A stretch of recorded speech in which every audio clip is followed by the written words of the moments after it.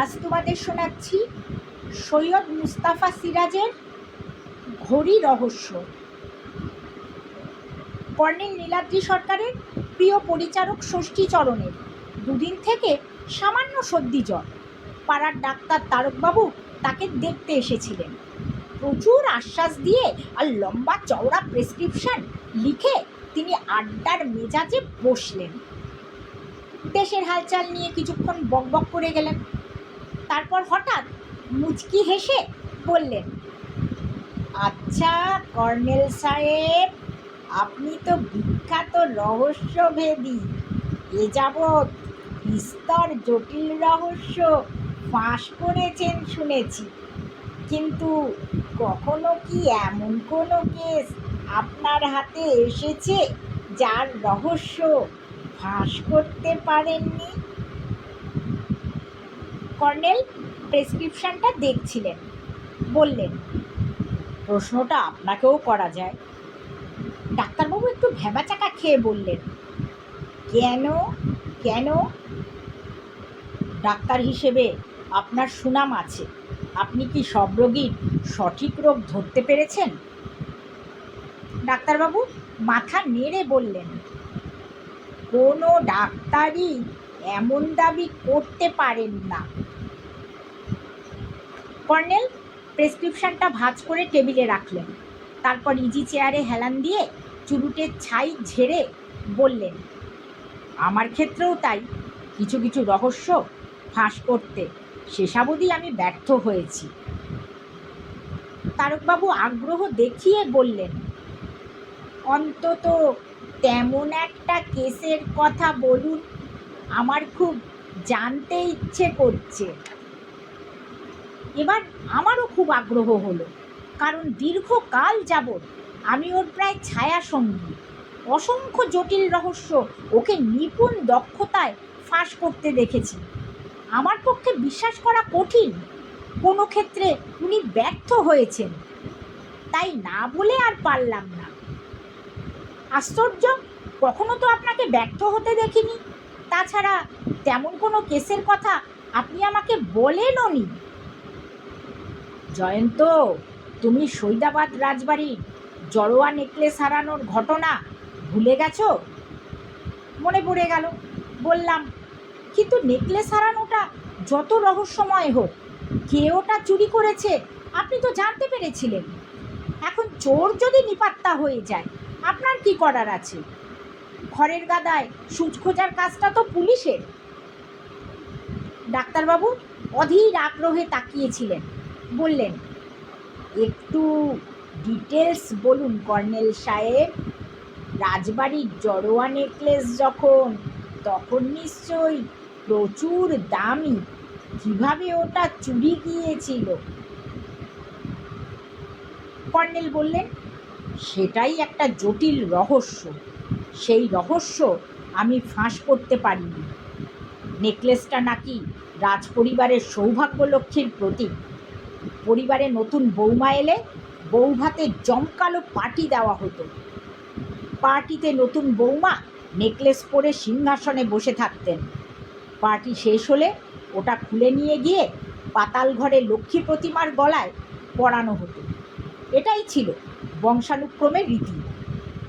সে রাত্রে পার্টি শেষ হতে তখন প্রায় 12:30 বাজে। হঠাৎ দেখা গেল বৌমার গলায় নেকলেস নেই। ডাক্তারবাবু বললেন,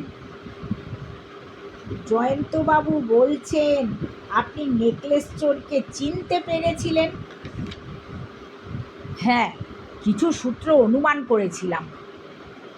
রাজবাড়ির জয়গোবিন্দ নামে এক কর্মচারী যেভাবেই হোক নেকলেস চুরি করেছে। সে একাই থাকতো রাজবাড়ির একটা ঘরে, কিন্তু তার ঘরে শেষ রাত্রে হানা দিয়ে দেখা গেল তল্পিতল্পা গুটিয়ে সে উধাও হয়ে গেছে। তবে রহস্যটা থেকে গেল, জয়গোবিন্দ কখন কিভাবে নেকলেস চুরি করল। হলঘরের পার্টিতে প্রচুর লোক ছিল, চোখ ধাঁধানো আলো ছিল। সবচেয়ে আশ্চর্য, নতুন বৌমাও টের পাননি কখন তার গলা থেকে নেকলেস উধাও হয়েছে। ডাক্তারবাবু ঘড়ি দেখে ব্যস্তভাবে উঠে দাঁড়ালেন।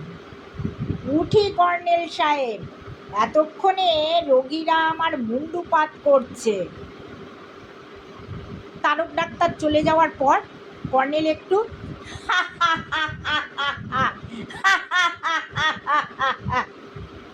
হেসে বললেন, ডাক্তার হিসেবে জনপ্রিয়, কিন্তু মশা মারতে কামান দেখেছেন। একে তো ষষ্ঠী ওষুধ খেতেই ভয় পায়, তাতে এত সব ক্যাপসুল, ট্যাবলেট, সিরাপ। তুমি একটু বলো জয়ন্ত, দেখি কাউকে দিয়ে ওষুধগুলো আনানো যায় নাকি। বললাম, আমি এনে দিচ্ছি। এই সময় ডোরবেল বাজল।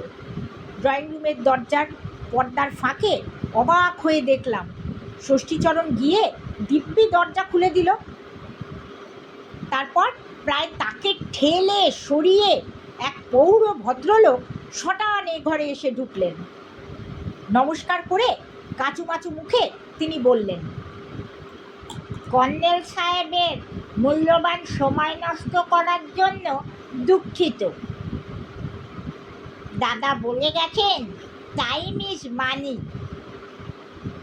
তো কাগজে আপনার কীর্তিকলাপ পড়েছি, ছবি দেখেছি, অনেক চেষ্টায় ঠিকানা জোগাড় করে ছুটে এসেছি। টাইম ইজ মানি, কিন্তু ওর কথার উপর কর্নেল বললেন, আপনি বসুন, বলুন কি ব্যাপার। ভদ্রলোক সোফায় বসে রুমালে মুখ মুছে বললেন, সব কথা গুছিয়ে বলতে সময় লাগবে, কিন্তু ওই যে বললাম দাদা বলে গেছেন টাইম ইজ মানি। ইংরেজি প্রবাদ হলেও কথাটা সত্যি। ভদ্রলোক পাগল নন তো?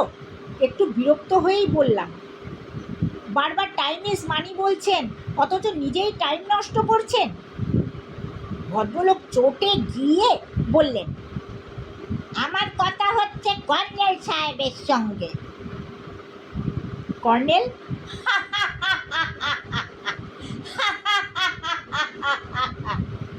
হেসে বললেন, ঠিকই বলেছেন, তবে উনি একজন সাংবাদিক, দৈনিক সত্যসেবক পত্রিকার রিপোর্টার জয়ন্ত চৌধুরী। আপনি নিশ্চয়ই জানেন রিপোর্টাররা সব কিছুতেই খবর খোঁজেন। ভদ্রলোক ঝটপট আমাকে নমস্কার করে বসলেন। বললেন, আপনি সেই বিখ্যাত সাংবাদিক জয়ন্ত চৌধুরী?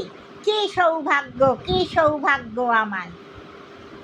আপনি আমার এই খবরটা দয়া করে লিখুন, বজ্রাজ্যের মুখোশ খুলে দিন। হ্যাঁ, এবার খবরটা সংক্ষেপে বলি, কারণ টাইম ইজ মানি। বলে উনি কর্নেলের দিকে ঘুরে বসলেন। আগে আমার নাম ঠিকানা বলি। আমার নাম প্রাণনাথ রায়, 27/3 নকুল মিস্ত্রি লেনে একটা মেসবাড়িতে একখানা আলাদা ছোট্ট ঘরে থাকি। চাকরি করি মতিলাল ট্রেডিং কোম্পানিতে। তো কিছুদিন থেকে একটা ভুতুড়ে ঘটনা লক্ষ্য করছি। ধরুন, টেবিলে যে পাজিখানা যেখানে রেখে বেরিয়েছিলাম, বাসায় ফিরে দেখি সেখানা ঠিক সেইখানে নেই। কিংবা ধরুন, যে শার্টটা হ্যাঙ্গারে যেভাবে ঝুলিয়ে রেখেছিলাম, ফিরে এসে দেখি সেটা সেইভাবে ঝোলানো নেই। একটা কাঠের ছোট্ট আলমারি আছে, তার তালা তেমনই আটকানো, অথচ ভেতরকার জিনিসপত্র এদিক ওদিক হয়ে আছে। রোজ বিকেলে ছড়ি হাতে পার্কে বেড়াতে যাওয়ার অভ্যাস। কাল ছড়িটা দেখি ব্র্যাকেটের যেখানে ঝুলিয়ে রেখেছিলাম সেখানে নেই। এই রকম অসংখ্য ব্যাপার প্রতিদিন ঘটছে। আমি আর মাথা মুন্ডু কিছুই বুঝতে পারছি না। চোর ঢুকলে তো সে কিছু করত, কিন্তু এ পর্যন্ত কিছুই চুরি যায়নি। আমার সন্দেহ হয়েছিল কেউ বজ্জাতি করে আমাকে তাড়াতে চাইছে। কিন্তু গত রাত্রে হঠাৎ একটা শব্দে ঘুম ভেঙে যেতেই টেবিল বাতি জ্বেলে দেখি কাঠের আলমারিটা নড়ছিল। শব্দ থেমে গেল। আতঙ্কে সারা রাত্রি আর ঘুম হয়নি। তো টাইম ইজ মানি, অতএব আর দেরি করা চলে না। আপনার শরণাপন্ন না হয়ে উপায় ছিল না। কর্নেল চুপচাপ শুনছিলেন। এতক্ষণে বললেন, আপনার ঘরে কোনো দামি জিনিস আছে? না না না, যৎসামান্য টাকা করি, তাও ব্যাংকে রাখি। এই রিস্ট ওয়াচটা যদি দামি বলেন, তো এটা তো প্রায় সারাক্ষণই আমার হাতেই বাঁধা থাকে। শুধু স্নানের সময় টেবিলে খুলে রেখে যাই, কিন্তু এটা তো চুরি হয়নি। আপনার দাদার নাম কি?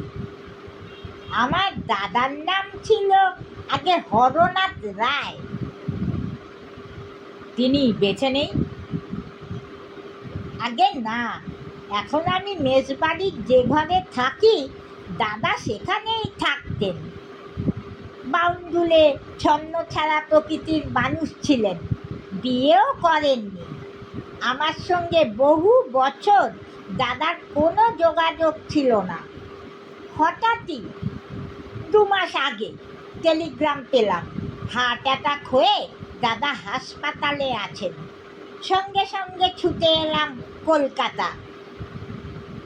আপনি কোথায় ছিলেন তখন? সাহেবগঞ্জে আমার কোম্পানির একটা ব্রাঞ্চ আছে, সেখানে। আমাদের পৈতৃক বাড়িও আছে সেখানে। আমার ফ্যামিলি এখনও সাহেবগঞ্জেই আছে। তারপর কি হলো বলুন। হাসপাতালে দাদা তখন মরণাপন্ন। আমাকে চিনতে পেরে শুধু বললেন, পানু, টাইম ইজ মানি, কথাটা মনে রাখিস। ব্যাস, ওই শেষ কথা। কথাটা একটা ইংরেজি প্রবচন। যাই হোক, তারপর? দাদার শেষকৃত্য করে কোম্পানির হেড অফিসে গেলাম। আমার অনেক দিনের ইচ্ছে ছিল কলকাতায় বদলি হওয়ার। হেড অফিসে থাকলে অনেক সুযোগ সুবিধে, বুঝলেন তো? বুঝলাম। কোম্পানি তাহলে আপনাকে কলকাতা বদলি করলো? আগে দাদার সঙ্গে মেসের ম্যানেজার প্রভাতবাবুর বন্ধুত্ব ছিল, তাই দাদার ঘরটা আমাকে একই ভাড়ায় ছেড়ে দিলেন। ওই ঘরে তো আপনার দাদার জিনিসপত্র ছিল। ছিল একটা তক্তাপোষ, বিছানাপত্র, চেয়ার টেবিল, একটা সুটকেস আর একটা ছোট কাঠের আলমারি, এই সব। আর কিছু? প্রাণনাথবাবু একটু ভেবে নিয়ে বললেন, আর তেমন কিছু। ও হ্যাঁ, একটা প্রকাণ্ড দেওয়াল ঘড়ি। ঘড়িটা অচল। দাদা কেন কিনেছিলেন, কেনই বা আর সারাননি, কে জানে। আমি ওটা বেচে দেবো ভেবেছিলাম, কিন্তু দাদার স্মৃতি।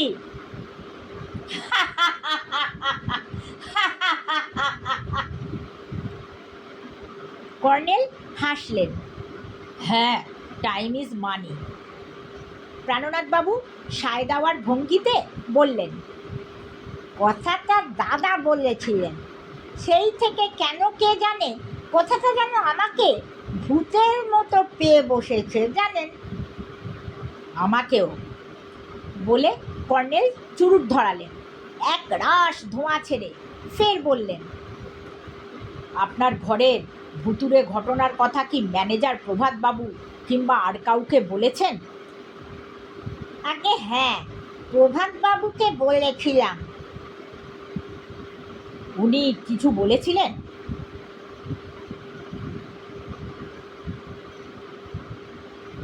উনি তো হেসেই উড়িয়ে দিলেন। বললেন, আপনার দাদাও ঠিক একই কথা বলতেন। প্রাণনাথবাবু এবার চাপা গলায় বললেন, ওই মেসবাড়িতে যাওয়ার পর দিন মেসের একজন বোর্ডার ননীবাবু আমাকে বলেছিলেন ওই ঘরে নাকি ভূত আছে। বহু বছর আগে কে নাকি আত্মহত্যা করেছিল। ঠিক আছে, ঠিক আছে, টাইম ইজ মানি। আমরা আজ বিকেল 5টা নাগাদ আপনার বাসায় যাব, তবে আপনি যেন কথাটা গোপন রাখবেন। আমরা আপনার কোম্পানির অফিসার হিসেবে যাব।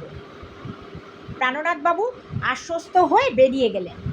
কর্নেল অভ্যাস মতো তাকে হাত বুলিয়ে বুলিয়ে বললেন, কি বুঝলে জয়ন্ত?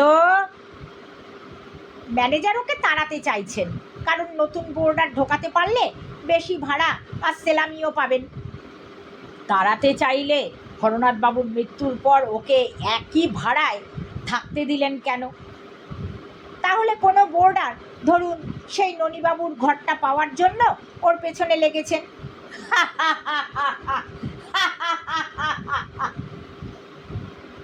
কর্নেল হেসে উঠলেন। টাইম ইজ মানি, কথাটা খুবই গুরুত্বপূর্ণ ডার্লিং। বিরক্ত হয়ে বললাম, কথাটা দেখছি সত্যি ভূতের মতো আপনাকে পেয়ে বসেছে। হ্যাঁ, ওটাই আসল ভূত, আর সেই ভূতের উপদ্রব ঘটেছে প্রাণনাথবাবুর ডেরায়। কর্নেল উঠে দাঁড়ালেন। নিচের ফ্ল্যাটের লিন্ডার দাদা গোমসকে দিয়ে ষষ্ঠীর ওষুধগুলো আনিয়ে নি।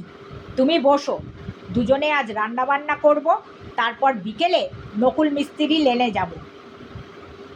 দোতলা মেসবাড়িটা খুঁজে বের করতে অসুবিধে হয়নি।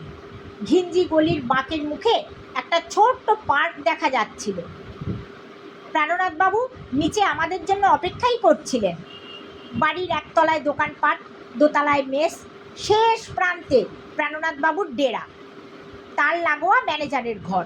সেই ঘরের সামনে দিয়ে যাওয়ার সময় প্রাণনাথবাবু ম্যানেজার প্রভাতবাবুকে জানিয়ে গেলেন যে ওর কোম্পানির অফিসাররা ইম্পর্ট্যান্ট কাজে এসেছেন। প্রভাতবাবু চেয়ারে বসেই করজোরে নমস্কার করলেন। ভদ্রলোক রোগা আর বেটে, মুখে অমায়িক ভাব। তালা খুলে প্রাণনাথবাবু বললেন, আপনারা দয়া করে একটু বসুন, আমি একটু চায়ের ব্যবস্থা করে আসি গিয়ে। টাইম ইজ মানি বলে কর্নেল দেয়াল ঘড়িটার দিকে এগিয়ে গেলেন। তারপর নিষ্পলক চোখে তাকিয়ে রইলেন। ঘড়ির কাঁটা 12টা 30-এ থেমে আছে। একেই বলে 12টা বেজে যাওয়া। আমি বললাম। কর্নেল আমার রসিকতায় কান দিলেন না। একটা চেয়ার টেনে নিয়ে গিয়ে তার উপরে উঠে আতস কাজ বের করলেন। একটু পরে বললেন, ডায়ালে কিছু কথা লেখা ছিল, ঘষে ফেলা হয়েছে, তবে ঘড়িটা বিলিতি আর খুবই দামি। হরনাথ কিংবা তার পূর্বপুরুষকে কেউ হয়তো এটা উপহার দিয়েছিল। চেয়ার থেকে নেমে কর্নেল চেয়ারটা আগের জায়গায় রেখে কাঠের আলমারিটার কাছে গেলেন। উকি মেরে পেছন দিক দেখে আপন মনে বললেন, সত্যি এটা নাড়ানো হয়েছে, ডান দিকের দুটো পায়া ইঞ্চিটাক সরে এসেছে। কিভাবে বুঝলেন? কোনো আসবাব অনেক কাল এক জায়গায় রাখলে মেঝে তার ছাপ পড়ে, পায়া দুটো সেই ছাপ থেকে সরে এসেছে। এই সময় প্রাণনাথবাবু ফিরে এলেন। তার হাতে চায়ের দুটো কাপ প্লেট। বললেন, আগে চাটা খেয়ে নিন আপনারা, তারপর সব দেখাচ্ছি। কর্নেল বললেন, আপনি এই আলমারিটা খুলুন আগে। খুলছি। ওতে দাদার জামা কাপড় আর বইপত্র ছাড়া কিচ্ছুটি নেই। প্রাণনাথবাবু কাঠের আলমারিটা খুলে দিলেন। কর্নেল আলমারির ভেতর তল্লাশ শুরু করলেন। তল্লাশ শেষ হলে উনি চায়ের কাপে চুমুক দিয়ে বললেন, আপনার দাদার সেই সুটকেসটা দেখতে চাই। চামড়ার সুটকেসেও কিছু জামা কাপড় আর একটা ফাইল পাওয়া গেল। ফাইলের কাগজপত্র দেখে কর্নেল বললেন, আপনার দাদা দেখছি শেয়ার মার্কেটে ব্রোকার ছিলেন। তাই বুঝি? আমি কিন্তু দাদার কোনো কাগজপত্র এখনো খুঁটিয়ে দেখিনি।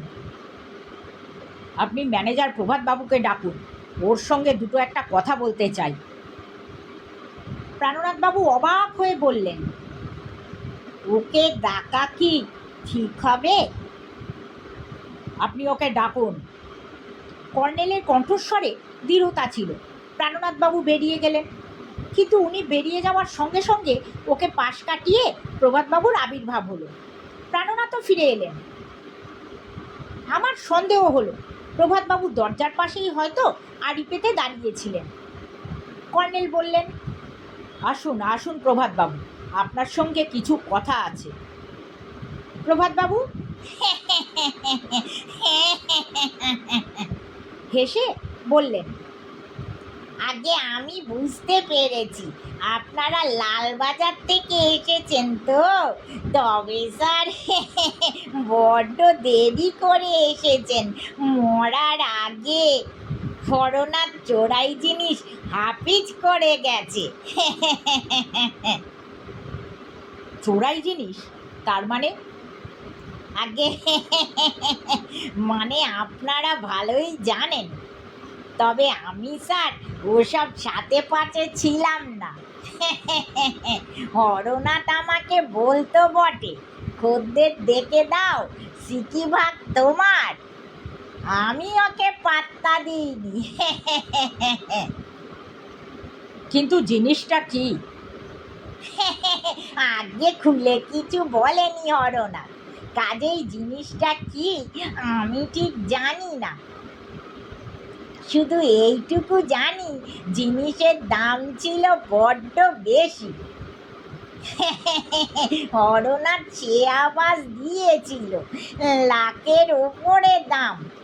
আমার মালিক ভদ্রলোক, যার এই মেজবাড়ি, তিনি কোটিপতি লোক। হরনাথ গোপনে তার কাছেও গিয়েছিল, কিন্তু তিনিও কিনতে সাহস পাননি। বলেছিলেন ওই লোকটাকে তাড়াও, কিন্তু তাড়াবো কি করে? এ পাড়ার সব গুন্ডা বদমাস, এরা ছিল সব হরনাথের হাতে। প্রাণনাথ ক্ষুব্ধ হয়ে বললেন, এসব কি বলছো প্রভাতদা? আমার দাদা। প্রভাতবাবু তাকে থামিয়ে দিয়ে বললেন, খাল কেটে কুমির এনেছি, এখন তুমি খেলা সামলাও পানু। আমাকে এসব ব্যাপারে জড়িও না, বুঝলে? বলে উনি ঘর থেকে বেরিয়ে গেলেন। প্রাণনাথবাবু ধপাস করে বিছানায় বসে বললেন, আমি তো কিছু বুঝতে পারছি না। আমার দাদা বাউন্ডুলে ছন্নছাড়া ছিলেন বটে, কিন্তু ওকে চোর অপবাদ কেউ কসমিন কালে দেয়নি। আর দামি চোরাই জিনিস যদি ওর কাছে থাকবে, আমি তার খোঁজ পাবো না? যদি বেচে দিয়েও থাকেন, সেই টাকাই বা তাহলে গেল কোথায়? কর্নেল চুরুট ধরালেন। আমি বললাম, এবার মনে হচ্ছে আপনার ঘরে কেউ আপনার দাদার চোরাই জিনিস বা তা বিক্রি করার টাকা খুঁজতেই ঢোকে। প্রাণনাথবাবু প্রায় আর্তনাদ করলেন, তেমন কিচ্ছুটি এ ঘরে নেই। কর্নেল ঘড়িটার দিকে তাকিয়েছিলেন, বললেন, আপনার দাদা বলেছিলেন টাইম ইজ মানি, তাই না? আগে হ্যাঁ। টাইমের সঙ্গে ঘড়ির সম্পর্ক আছে। আপনি ঘড়িটা সারাতে দিচ্ছেন না কেন?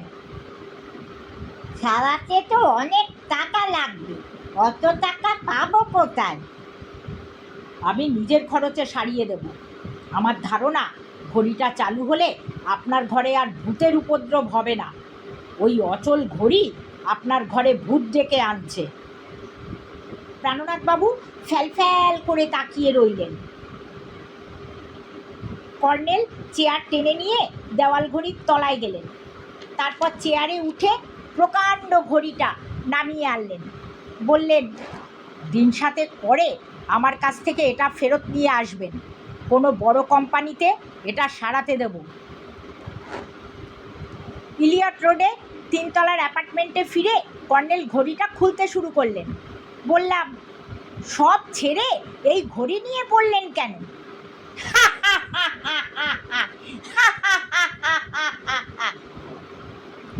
কর্নেল হেসে উঠলেন, কারণ টাইম ইজ মানি। কর্নেল, আমার ভয় হচ্ছে এই অচল ঘড়ি আপনার মগজও অচল করে দিয়েছে। ডায়ালের কাজ খুলে আতস কাচ রেখে কি দেখতে দেখতে কর্নেল বললেন, এবার স্পষ্ট পড়া যাচ্ছে, প্রেজেন্টেড টু মিস্টার জয় গোবিন্দ রায়। চমকে উঠলাম, কর্নেল, এটা তো তাহলে সৈদাবাদ রাজবাড়ির উপহার। এই উপহার হরনাথের হাতে গেল কি করে?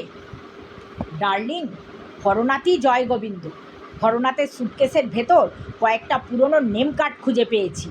এই দেখো, হরনাথ নাম ভারিয়ে রাজবাড়িতে কেয়ারটেকারের চাকরি জুটিয়েছিল। বুঝেছি, কিন্তু জড়োয়া নেকলেসটা গেল কোথায়? ভুলে যাচ্ছ জয়ন্ত, মৃত্যুর সময় হরনাথ বলেছিল, পানু, টাইম ইজ মানি, কথাটা মনে রাখিস। পানুবাবু সূত্রটা বুঝতে পারেননি। নেকলেস চুরি যায় রাত 12:30টায়। দেখো, এই ঘড়ির কাঁটা তাই 12:30টায় রেখেছিল হরনাথ। আর নেকলেসটা বলে কর্নেল ডায়াল খুলে ফেললেন এবং ভেতর থেকে একটা লাল ভেলভেট মোড়া প্যাকেট বের করলেন। প্যাকেট খুলতেই দেখা গেল ঝলমলে হিরে মুক্ত বসানো সোনার ঝালর দেওয়া একটা জড়োয়া নেকলেস।